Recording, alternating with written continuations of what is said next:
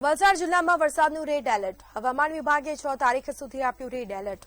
Red એલર્ટને લઈને જિલ્લા વહીવટીતંત્ર એલર્ટ. જિલ્લાના તમામ વિભાગોને સતર્ક કરવામાં આવ્યા. વલસાડમાં વરસાદી માહોલ જામ્યો છે, જ્યારે આજે 7 ઇંચ જેટલો વરસાદ ખાબક્યો. વલસાડમાં નીચાણવાળા અનેક વિસ્તારો પાણીમાં ગરકાવ થયા.